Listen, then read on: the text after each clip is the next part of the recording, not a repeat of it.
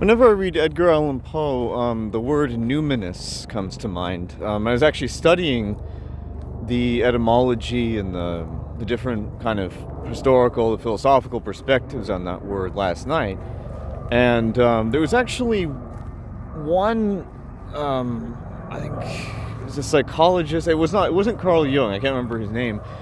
But he was giving his own definition of what the numinous is, and he provided this really interesting example that illustrated perfectly, which is a ghost, right? That in the presence of a ghost, or even the mere suggestion of one, you feel afraid, but it's not necessarily a fear of imminent danger. It's just a fear of the mere presence of a ghost.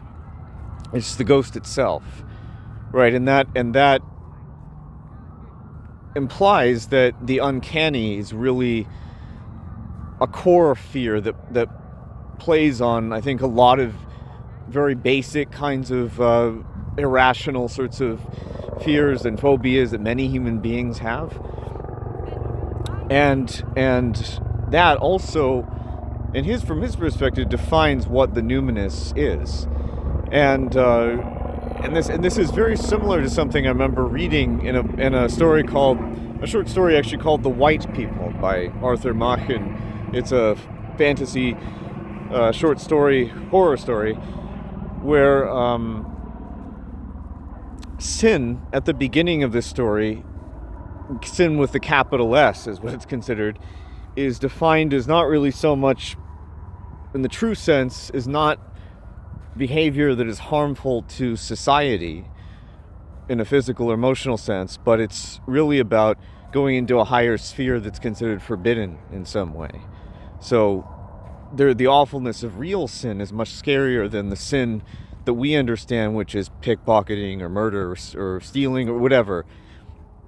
That it's really about, if you were, for example, in the presence of it, like the ghost example, it would be too strange and almost too beautiful, and maybe some scenarios, to really be able to process, and you have trouble even really being able to understand. And that sense of uncertainty is really I guess that in itself feels like an intrusion on your own life.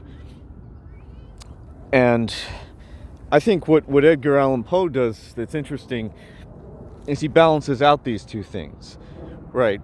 He gives you the kind of fear that he creates is of the numinous, but also he's very good at getting into the very primitive human psychology of criminals and sins that actually cause physical harm, which in my opinion are the real sins. And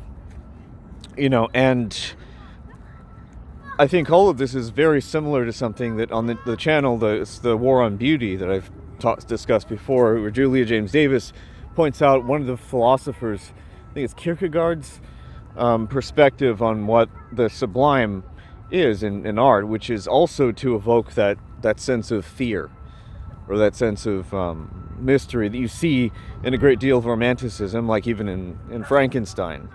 So again, it has a darker side to it. And I've been thinking, and this is a dilemma or a personal thing I've been dealing with a lot in my own work.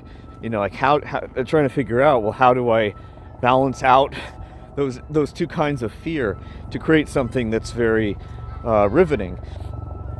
And I think Edgar Allan Poe is really the master at that.